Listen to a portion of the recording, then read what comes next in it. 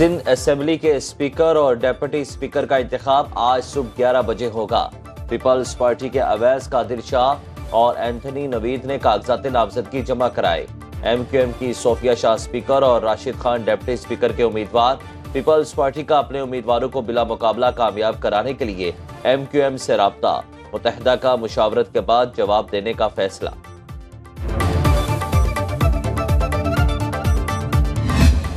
बिस्मिल्लाहिर्रहमानिर्रहीम। मैं तहे दिल से हलफ उठाता हूँ मैं खुलूस नीयत से पाकिस्तान का हामी और वफादार रहूँगा।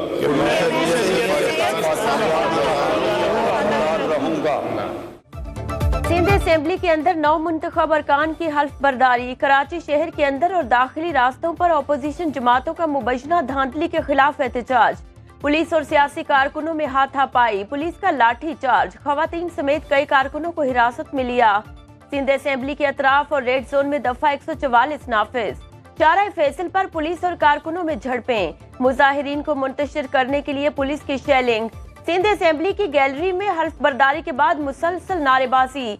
स्पीकर की गैलरी खाली कराने की धमकी जियालों ने सुनी अनसुनी करती। GDA, PTI, जमात इस्लामी और JUI के अरकान ने एहतजाज के बायस हल्फ नहीं उठाया।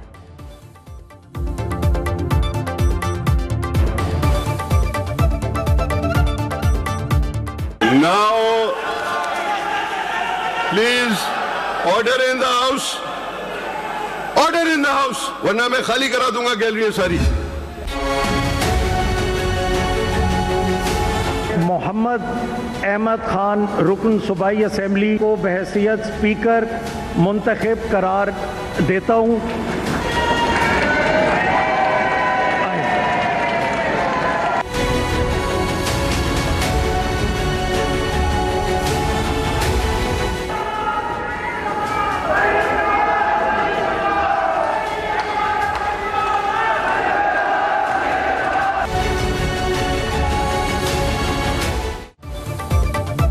नून लीग के मलिक अहमद खान स्पीकर पंजाब असेंबली मुंतखब। 224 वोट हासिल किए। सुन्नी इत्तेहाद कौंसिल के अहमद खान ने 96 वोट लिए। 322 सरकार ने खुफिया राय शुमारी के जरिए अपने उम्मीदवार को वोट दिए। गिनती में 2 वोट मुस्तरद हो गए। स्पीकर मुंतखब होने पर शहबाज शरीफ, मरियम नवाज और दीगर की मलिक अहमद खान को मुबारकबाद। ऐवान में लीगी अरकान की नारेबाजी। मलिक अहमद खान ने हल्फ उठाकर स्पीकर के फराइज संभाल लिए।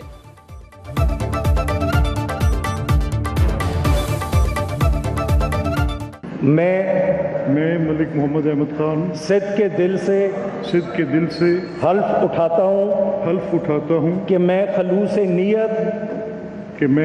नीयत से पाकिस्तान का हामी और वफादार रहूँगा। मैं खलूस नीयत से पाकिस्तान का हामी और वफादार रहूँगा।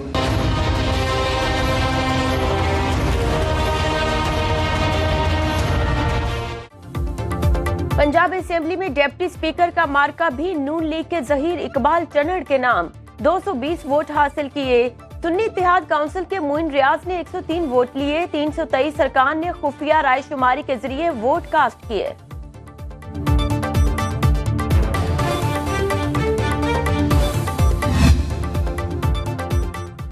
स्पीकर और डेप्यूटी स्पीकर के इंतखाब से पहले पंजाब असेंबली में हंगामा आराई।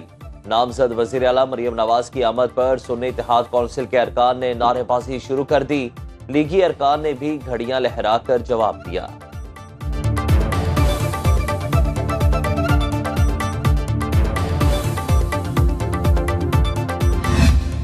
आप देखें, this house is still not complete until unless those 27 members reserve नहीं आते हैं। मेरी गुजारिश है कि आप इस प्रोसेस को you can pend it till Monday. जब वो डिसाइड कर लें तो वी कैन प्रोसीड, क्योंकि आप यू कैन कंटिन्यू। आपने आगे भी 1 साल कुछ महीना किया है।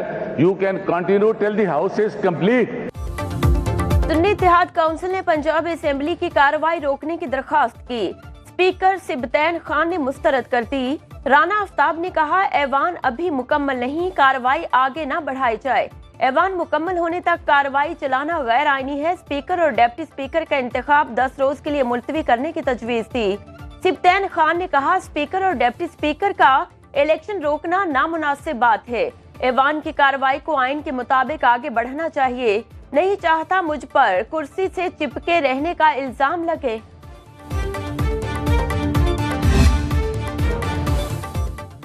पंजाब की भागदौड़ कौन संभालेगा? फैसला 26 फरवरी को होगा। वजीर आला पंजाब के लिए नून लीग की जानिब से मरियम नवाज मजबूत उम्मीदवार। सुन्नी इत्तेहाद कौंसिल ने अपना उम्मीदवार तब्दील कर दिया। मियां असलम इकबाल की जगह राना आफ्ताब मुकाबला करेंगे।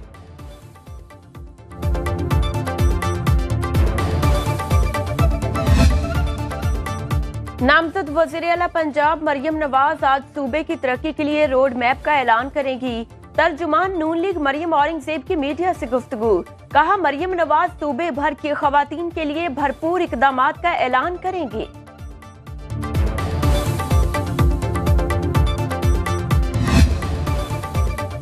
बड़े बड़े मीडिया चैनल्स पीछे रह गए। पंजाब असेंबली की नशरियात यूट्यूब पर बराह रास्त दिखाने में सुनो न्यूज सब पर बाजी ले गया।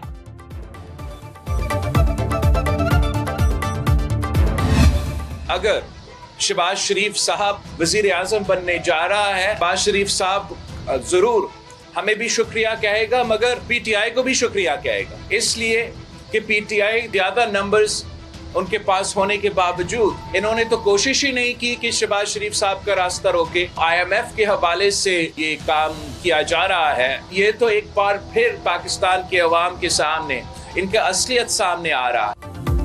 तहरीक इंसाफ ने शहबाज शरीफ का रास्ता रोकने की कोशिश ही नहीं की। बिलावल भुट्टो की कराची में मकतूल कारकुन के घर मीडिया से गुफ्तगू। कहा, पीटीआई ने हुकूमत साजी के लिए हमसे बात करना जरूरी नहीं समझा। नून लीग ने हमसे हिमायत मांगी, विफाक में हमारी अक्सरियत, हुकूमत भी हम ही बनाएंगे। IMF को खत लिखने के मामले पर कहा, पीटीआई की असलियत सामने आ रही है।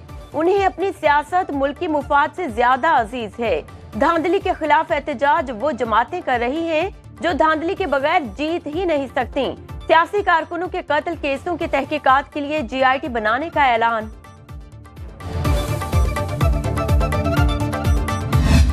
पॉलिटिकल लीडरशिप चाहिए ना। अगर आज पॉलिटिकल लीडरशिप हमारी महदूद हो कुर्सियों की बंदर बांट तक, तो फिर कौन सोचेगा यहाँ पर डिवीजन। अगर आप सूबे बना दें तो मेरा ये ख्याल है कि उससे आपकी गवर्नेंस का निज़ाम, आपका और जो स्पेशली जो लोकल बॉडीज का इशू है वो उससे हल हो जाएगा। लीडरशिप कुर्सियों की बंदर बांट में मसरूफ होगी तो डैम बनाने के बारे में कौन सोचेगा? शाहिद खाकान अब्बासी की प्रोग्राम बरक्स राना मुबशिर के साथ में गुफ्तगू। कहा, मुल्क में 34 सूबे हों तो निजाम अच्छा चल सकता है।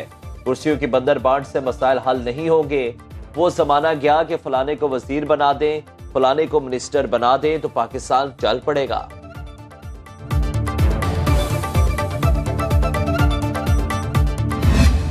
आप सबको याद होगा और मैं एक एक सीट गिन के आपको बताऊंगा कि कैसे हमने ली और कैसे हमारी सीटें कम भी हुई। कभी मौका मिला तो बताऊंगा।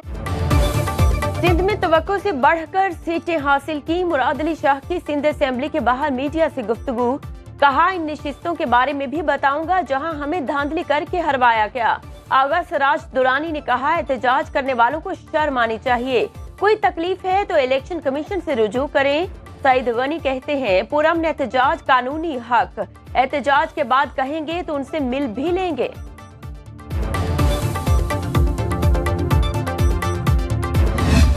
एक पॉलिटिकल पार्टी ने चंद दिन पहले ये फैसला किया है कि वो IMF को एक खत लिखने जा रहे हैं।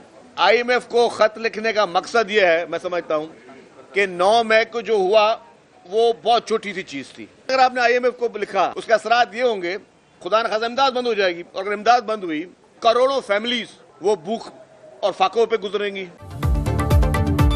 IMF को खत लिखना 9 मई से ज्यादा बड़ी मुल्क दुश्मनी।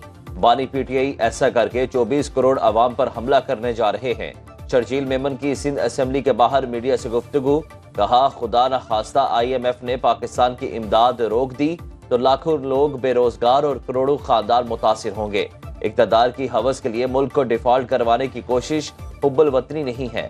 वतन से मोहब्बत करने वाला कोई लीडर ऐसा सोच भी नहीं सकता।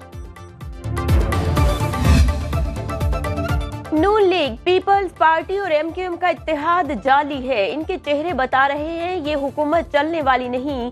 अमीर जमात इस्लामी कराची हाफिज नईमुर रहमान का कराची प्रेस क्लब के बाहर धरने से खिताब। कहा हमारे मैंडेट पर डाका डाला गया, निहत्थे मुजाहिरीन को तशद्दुद का निशाना बनाया गया। JUI, जमात इस्लामी और दीगर जमातों ने प्रेस क्लब और शारा फैसल पर धरने और एहतजाज को खत्म कर दिया। पुलिस ने जेरे हिरासत कारकुन रिहा कर दिए।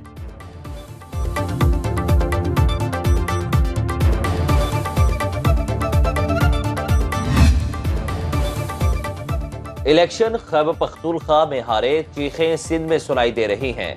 मौलाना साहब, कौम पूछ रही है कि PTI से मुआहिदे के पीछे किसका हाथ है। आपको और आपके खानदान को जिस तरह खैबर पख्तूनख्वा के अवाम ने मुस्तरद किया, उस पर क्यों एहतजाज नहीं किया। तर्जुमान पीपल्स पार्टी फैसल करीम कुंडी का JUI के एहतजाज पर रद्द अमल। कहा बताएं खैबर पख्तूनख्वा के अवाम को कितनी कीमत पर बेचा। बैरिस्टर गौहर के खिलाफ बयान पर तहरीक इंसाफ ने शेर अफजल मरवत को शोकॉज नोटिस जारी कर दिया। नोटिस मिलने पर शेर अफजल मरवत बैरिस्टर गौहर से मिलने पहुंच गए। दोनों ने गिले शिकवे भुलाकर एक दूसरे को गले लगा लिया। शेर अफजल मरवत ने गुज़िश्ता रोज कहा, तसल्ली बख्श कारकर्दगी न होने पर बैरिस्टर गौहर को चेयरमैनशिप से हटाया गया।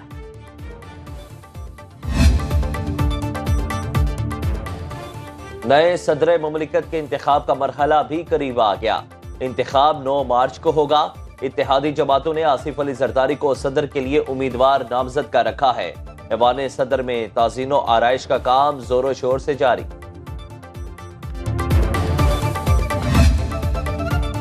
बाईस मई 2022 को फजाई हादसे की शिकार PIA परवाज की हतमी रिपोर्ट जारी। एयरक्राफ्ट एक्सीडेंट इन्वेस्टिगेशन बोर्ड ने एयरबेस 320 का हादसा वाज़े तौर पर इंसानी गलती करार दे दिया। हादसे की इंतजामी जिम्मेदारी PIA और सिविल एविएशन अथॉरिटी पर भी आयद। 4 बार एयर ट्रैफिक कंट्रोलर ने पायलट को लैंडिंग से रोका, 5वीं मर्तबा इजाजत दी। दोनों पायलट और एयर ट्रैफिक कंट्रोलर में राबते का फुकदान था। इलेक्ट्रिक सिस्टम बंद होने से फ्लाइट के आखिरी 4 मिनट का डेटा रिकॉर्ड नहीं हो सका। तैयारा कराची एयरपोर्ट के करीब मॉडल कॉलोनी में गिरकर तबाह हुआ था।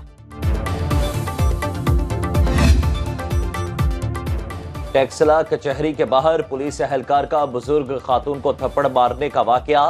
मरियम नवाज ने नोटिस ले लिया। निगरान वजीर आला से कार्रवाई की दरखास्त। कहा इस किस्म के वाकयात हरगिज बर्दाश्त नहीं किए जाएंगे।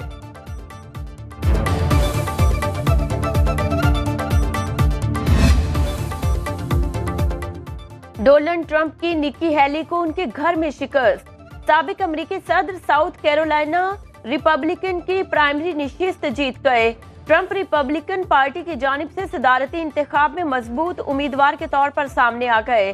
कामयाबी के बाद कारकुनों से खिताब करते हुए ट्रंप ने कहा, आज की फतह शानदार, 5 नवंबर को बाइडेन से मुकाबले के लिए तैयार हूँ। कंजर्वेटिव पार्टी के साबिक चेयरमैन ली एंडरसन को मेयर लंदन सादिक खान के खिलाफ मनफी तबसरा करना महंगा पड़ गया। कंजर्वेटिव पार्टी ने ली एंडरसन की पार्टी रुकनियत मुअत्तल कर दी। ली एंडरसन ने कहा था कि सादिक खान ने लंदन का कंट्रोल इस्लाम पसंदों के हवाले कर दिया। सादिक खान ने बयान को इस्लाम मुखालिफ और आग पर ईंधन डालने के मुतरादिफ करार दिया था।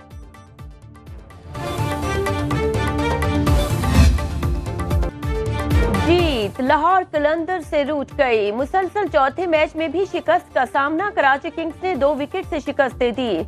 176 रन का हदफ आखिरी गेंद पर हासिल किया। 58 रन बनाकर जीत में अहम किरदार अदा करने वाले केरन पोलार्ड मैच के बेहतरीन खिलाड़ी करार। लाहौर के साहिबजादा फरहान 72 रन बनाकर नुमाया रहे।